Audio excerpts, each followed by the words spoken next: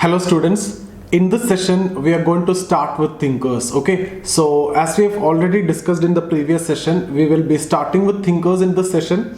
And in this session I'll not be taking any specific thinker. What I'll do is I'll give you an orientation of all the thinkers, right? So we need to study Marx, we need to study Weber, Durkheim, Parson, Merton, Mead. So what I'll do is I'll talk about each of these thinkers. I'll give you a brief idea or introduction of all these thinkers. I'll basically introduce all these thinkers to you in this particular session. A very important session. Some of the points that I'm taking up here you may not understand, but you don't worry about anything. Once we complete thinkers, you will get everything. So for example, when we talk about methodology, I will talk about certain methods which is used by Weber, Durkheim, etc. For example, I may use the word Verstehen, I may use ideal types, I may say comparative analysis, indirect experiment, causal functional approach. So different words I may tell at this point of time when I'm introducing these thinkers. You may not understand, but don't worry about any of this. We will be taking care of all these thing in the thinkers chapter. Okay, so when we discuss specifically about Weber, I'll talk about all those methods of Weber, and in fact all these could be asked as your prelims question. So you don't worry about anything if you're not able to understand here, because in the next 2-3 weeks that I'm going to handle the thinkers, it will take around 3 weeks at least. Okay, or at least I have to take around 15 sessions for you to complete the thinkers. It's around 50 to 60% of your syllabus. Okay, so what all things I'm going to teach you in the 15 days, I'm going to consolidate and I'm going to tell you what I'm going to teach. So don't worry about again and again I'm telling this, because once you attend the session, some of you might be afraid. Even though all these things, when you study all these, you will understand all these are very simple. But when I'm taking those words at this point of time, when you are not knowing anything about sociology, I'm talking about the freshers. Others, those who are attending the session, it will be easy for you. You even don't want to attend this particular session, you can directly start attending from the next session. So this is introduction. So what I'll do is I'll talk about what is the socio-economic or intellectual context in which all these thinkers are writing. So I'll divide this discussion in terms of the context in which they are writing, the different perspectives that they are using. For example, even though Marx and Durkheim writing in the same context, almost the same time, but they are using entirely different perspective. Durkheim was using a functionalist perspective and Marx is using a conflict perspective. I'll discuss all these in detail. Weber is using an interpretive perspective, Mead is using an interactionist perspective. So different people use different perspective. Okay, so we try to understand all these briefly. Okay, so here we will start with the context in which they are writing. I'll explain the context, in which context the initial sociologists were writing, in which context the later sociologists were writing. We will also talk about the perspectives that they have used. We will also discuss about the methods that they have used. Okay, so and we will also briefly talk about the theories that we are supposed to study. Okay, so and formally this is your formal or inauguration or starting of the thinkers, but the first thinker, that is Marx, we will do separately from next session. Okay, so here you can see here these are not important, like Karl Marx. You can see here he is a German sociologist. Productive years means the most active period. The most active period means important writings in this period, during his period. Okay, then you can see here productive years 1842 till his death he is writing. So most active period is 1840 to 60. Emile Durkheim is a French sociologist and productive year 1890 to 1917 he is writing. Max Weber is again a German sociologist. Productive years, if you see, 1900 to 20. George Herbert Mead, American sociologist.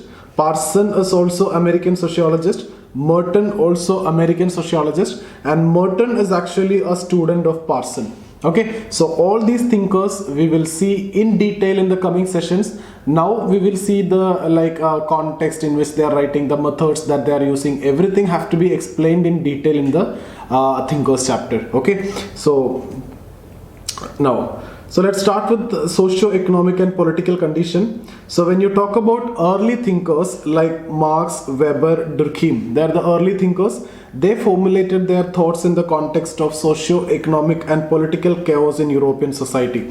So when we discussed about emergence of sociology, we have discussed about modernity and social changes related to emergence of sociology, right? So at that time I have told you there are a lot of social changes, social chaos, social issues, social disorder, total turmoil was present in most European society, and especially in France. The immediate context was present in France because France, in their democracy, establishment of democracy was actually preceded by a revolution.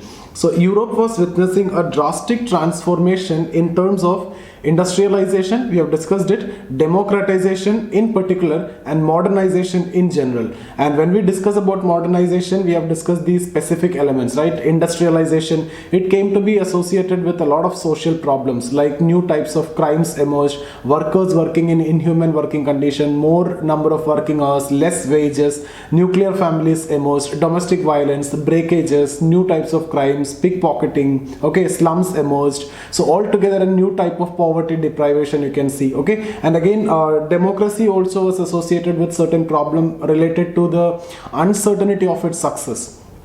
Certain societies like UK, England, if you talk about the transition from authoritarian to democracy was gradual, but in France it was all of a sudden immediately after the revolution. So it was preceded by a revolution. So the total chaos which was present in France is because of the uncertainty towards the success of democracy. People were not certain or sure about the success of democracy because they have not experienced it before, okay.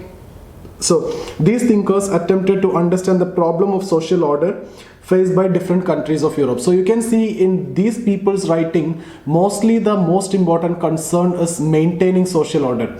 And you can see that in the writings of Durkheim and Marx very clearly. And Weber is not sociologist who's suggesting problems, rather he's all about trying to understand the problems, okay. But you can see solutions to the problems in the Marxian writings more, and he's talking about socialism, communism, etc., and to an extent in Durkheim's writings also.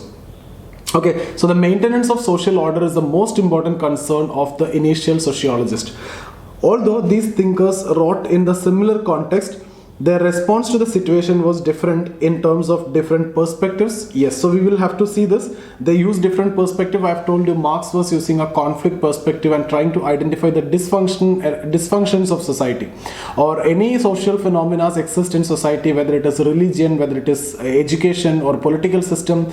He's trying to identify the dysfunctions. He highlights the negatives. When we talk about religion, Marx says religion is the hurt of hurtless world, soul of soulless condition, and the opium of masses. And when we talk about constitution, Marx talking about it's a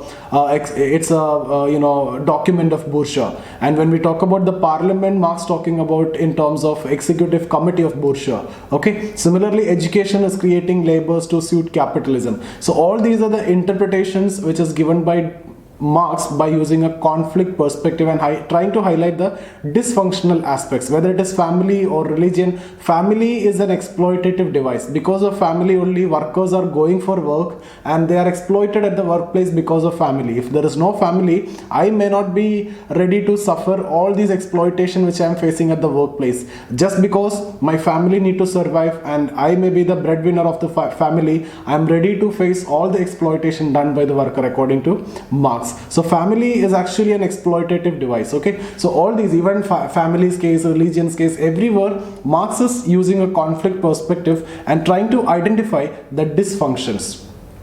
We will discuss in detail about this and you will learn Marx beautifully. You will change your perception about Marx after you learn Marx with me, okay. And I can promise you, again, one thing is very important: you may love Marx or you may hate Marx, but you can never ignore Marx and the concerns raised by Marx, okay. So then methods, so similarly Durkheim functional perspective, he will try to identify the functions of anything. For example, inequalities are present, they will try to identify the functions of inequality that we have seen in the chapter of stratification. Certain rate of crime is normal for Durkheim, certain rates of suicide is normal for Durkheim. So anything which exists in society is necessarily fulfilling certain vital functions for the society according to the functionalist perspective. Similarly, subject matter is a external reality for Durkheim, and he give importance to society, he give importance to macro reality. When it comes to Weber, you study the internal reality, micro approach, and individual centric approach. Okay, so subject matter varies, methods varies, perspectives varies. Okay, so we will see all these in the coming discussions. Mead is an American socio-psychologist intended to develop a science of society which could solve the social problems. American society during first half of 20th century was an emerging welfare state. The solution to social problems was one of the most important challenges before the welfare state. Yes, so America is actually emerging as a welfare state during that time. Talcott, Parsons and Mertens, when they are writing in 1940s, the entirely different context you can see. The colonialism was a thing of past, it's over. Okay, welfare state was established in number of countries, almost all countries now going for welfare state. And international institutions emerged like UN, World Bank, IMF, okay, IBRD, okay, GATT, different organizations emerged. And people started challenging the supremacy of West. Both were concerned about maintenance of social order and developing guides to planning, and more humanistic approach towards understanding of society is actually followed. Now, in general, Marx, Weber, Durkheim, Mead are called as modern sociologists. So who were the initial sociologists? That is when we talk about Comte, Spencer, etc. They were the initial sociologists. Okay, so Comte is the founding father of sociology. So Saint Simon, we have talked about Comte, Spencer, etc. They were the initial sociologists, and Marx, Weber, Durkheim, Mead were the modern sociologists. And Weber and Durkheim, they are known as fathers of modern sociology. Okay, so Weber is the father of modern sociology. Durkheim also understood as the father of modern sociology. And Parson and Merton are known as later sociologists, or even sometimes contemporary sociologists. Out of this, Marx never called himself a sociologist. I have told you this point many times. Marx is more of like an economist or a political scientist or a philosopher. And we are considering him a sociologist because of his concern towards society, and most of his theories have, you know, a sociological element. Okay, because of his concern towards society, so we are incorporating Marx. And obviously sociology emerged in 1838, right? So it's a very young discipline, so you need some authentic thinkers and theories. So in that context also we have borrowed largely from Marx.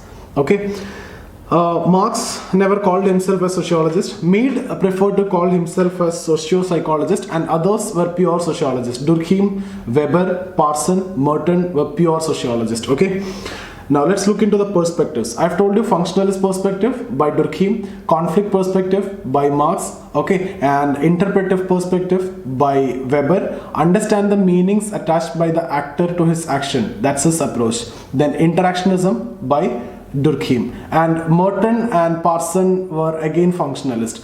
Merton modified the functionalism and he brought neo-functionalism. So all these things we will discuss when we discuss about thinkers. Okay, see, again, you will not face any problem in thinkers. It's my promise. You can just trust me, you can believe me, you can just follow the class, and you don't want to read anything for thinkers. That's my strong area, and this is not arrogance, this is my confidence, and exactly this confidence is what I'm passing on to you. Okay, just follow the notes, just follow the class, your thinkers will be done, and you will be ready to, you will be in a position to interpret anything in any thinker's perspective. You will not face any problem with respect to thinkers or interpretation or perspective or methods, or in general paper 1.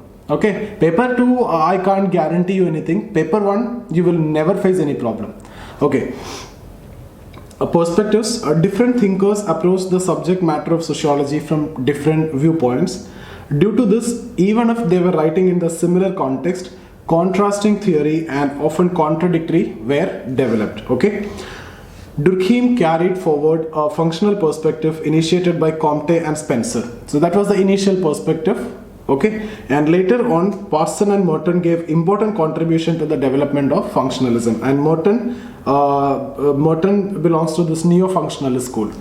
Okay, Marx introduced a conflict perspective as an entirely new and radical approach towards understanding of society under the influence of Darwin's theory of biological evolution. The initial sociologists frequently used evolutionary perspective. Okay, so like if you see, when we discuss about Marx theory of historical materialism, it's all about understanding society. So he understands society from ancient society to feudal society to capitalism to futuristic societies like socialism and communism. Those are his predictions. So it's a kind of evolution. So he's using an evolutionary perspective. Similarly, when we discuss about Durkheim, he is using an evolutionary perspective in his theory of division of labor. So both of these people are using evolutionary perspective, which has actually acted as the initial perspective in sociology. From where it is drawn from biological theory, right? Darwin's theory of biological evolution. Similarly, Parson also using an evolutionary perspective in his grand theory. Mead is also using an evolutionary perspective in his theory of mind, self and society. So all these initial sociologists were using evolutionary perspective, which is directly from natural science biology. Okay. So the initial sociologists frequently use this perspective. Both Marx and Durkheim framed the evolutionary theory of society. Parsons, writing in 1970s, also developed a grand evolutionary theory, and Mead was also developed a comprehensive evolutionary theory by linking mind, self and society. Max Weber introduced interpretive perspective using a micro approach. He emphasized on studying the internal meanings, motives and values held by the individual. Okay. Mead laid the foundation of understanding of society in terms of interaction between people. We have discussed it already. We will discuss it in detail in Thinkers when we discuss about Mead. This perspective later on came to be known as symbolic interactionism. Apart from this, Marx and Durkheim were macro sociologists, so they are giving importance to society. When we talk about macro sociologists, giving importance to society, whereas Mead and Weber were micro sociologists. That means they are giving importance to individual. Okay, so Marx and Weber, they are societies supreme or society centric, and macro approach, here micro approach, individual centric, individual meanings, internal meanings, motives, etc. Whereas Parson and Merton combined these two approaches and they followed an integrated approach. Okay, now the methods. So when you see the methods, the establishment of society as distinct, with the establishment of sociology here, with the establishment of sociology as a distinct discipline, and search for specific methods can be seen in the writings of all the thinkers. Weber and Durkheim framed specific methods to be used in sociology. You can add that from the later discussion that we are going to take. As I have told you, purposely I didn't include it here because you'll be confused and you'll be worried. All these are going to be studied, so it will be easy for you. Worst hand, comparative analysis, causal pluralism, causal probabilism, ideal types, indirect experiment, multivariate analysis. So different analysis. Only the names look difficult. The methods are actually so easy. Okay. Marx also developed methods for studying the society, which later on became the part of sociological method. Merton developed a functional paradigm, but Parson was more involved in abstract theorization without practically using any specific method. Mead used quantitative methods similar to natural science for developing his theory of self. Now, when we come to views about individual and society, I've told you for some group individual is supreme, some group society is supreme, some group both are supreme. Marx consider society as supreme. Weber consider individual as supreme. Durkheim consider society as supreme. Mead consider individual as supreme. So some section society importance, some section individual importance, some sections macro, some micro. Some say external aspects to be studied, some say internal aspects to be studied. When it comes to Parson and Merton, they integrated both. That's it. So for a sociologist, the smallest part of subject matter is an individual and the largest unit is the society as a whole. Okay, understanding the relation between individual and society has been the task of all thinkers. Individuals are woven into pattern of relationships, then forming a society, some relationship, and that forms the society. So different patterns of relationship you can see in terms of family, in terms of different social institutions. Okay, these patterns of relationships are mediated by social institutions, okay, social groups and social processes which are present as an integral dimension of society. Different thinkers had different views about supremacy and primacy about individual and society. Marx and Durkheim gave importance to primacy of society over individual. Okay, for Durkheim, society is supreme and controls the individual. So, as per Durkheim, you are preparing for civil services because society is pressurizing you to do that. Okay, so that's what society-centric approach. Whatever you do is it actually in consonance with the society. What society tells you, you do that. Okay, in some way that is also true because family pressure, etc. will be there, obviously. Okay, for Durkheim, okay, society has its own existence irrespective of will of the individual. That is, society came into existence its own. Society is sui generis. Marx understood society as a system of production having a structure. Both Mead and Weber gave primacy to individual. For Weber, social reality is constructed in terms of meanings attached by the actor to his action. So everything is related to the meanings which is developed in the minds of the actor. So I am preparing for civil service because that's the meaning which is generated in the minds of the people. Social reality is there, that may tell you anything. If that is the case, everybody should have prepared for civil services, right? So if society is demanding you, means everybody should have prepared for this exam, but that's not the case. So meanings generated in the minds of the people is considered more important according to Weber, and that's more logical also. For Weber, social reality is constructed in terms of meanings attached by the actor to their action. So what is the subject matter for Weber? Study social action and establish the cause and effect relationship. How can you establish the cause and effect relationship? Try to understand the meaning attached by the actor to his action, and thereby you can establish the cause and effect relationship objectively. Okay? Mead understood the realities of society in terms of interaction taking place between individuals. These interactions are the building blocks of society. Parson and Merton developed an integrated approach by synthesizing the earlier viewpoints. Earlier means Marx and Durkheim, macro, societal centric, Weber and Mead, micro, individual centric. Parson and Merton integrated this, combined these two approaches. For them, both individual and society are part of the same process and cannot be separated. They are interdependent and complementary. Okay, you cannot ignore one for the other. Both are required. If you are only focusing on one, it's a partial understanding of society. Without internal meanings, only external meanings, if you're studying, that's a partial understanding. Similarly, individual act with external pressure also. So if you're only talking about meanings, then that is also a partial understanding. So both are required according to these people, Merton and Parson.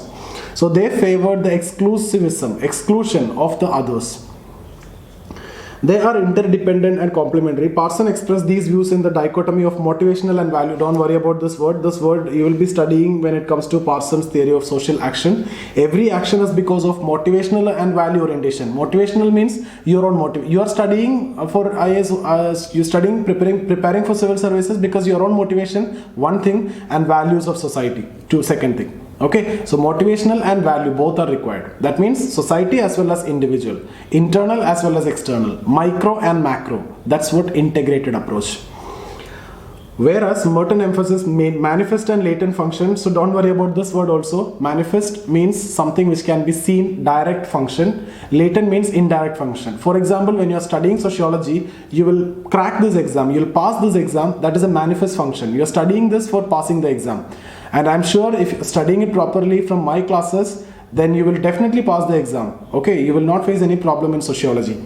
Latent means the other advantages, other functions of studying sociology. I will tell you, your personality will definitely improve, your knowledge will improve, your perception towards society or social phenomena will change. The way you start seeing things in with respect to social aspects like this, family, religion, marriage, caste system, everything you see in a different perspective than what you have seen or done till now, what you have understood till now. So your perception will change automatically. Your personality will change for sure. That's a latent, that's a hidden function of studying sociology. Okay. So now important studies, these are the theories that we need to study. You will see everything in detail. You will not face any problem. Again and again I'm telling you, only the name looks difficult. Theories are so easy, just like what we have done in case of stratification. That theory was so easy, but when you see Davis and Moore theory of social stratification, it looks difficult, but it was so easy, right? Exactly the same as what you're going to see here in all thinkers. Maybe to an extent Parson is slightly difficult, but I don't know why people say Parson is difficult. For me, Parson is not that difficult, and for you also, once you attend the class, it will not be difficult. But people say it is difficult. I don't know why people say it is difficult, okay? So, theory of historical materialism, theory of mode of production, theory of class and class struggle, theory of alienation. Theory of social action in Weber, and Protestant ethic and spirit of capitalism, Weber's methodology. Division of labor, suicide, religion, Durkheim's methodology. Mead, theory of self. Parson, theory of social action, social system. And Merton, functional paradigm, reference group, theory of economy. So we will see this. We will start with Marx in the next session. So see you guys. If you have any doubt related to any of your previous classes or civil service preparation, keep in touch with me, or you can get in touch with me here. That's my Instagram ID, ziasafir.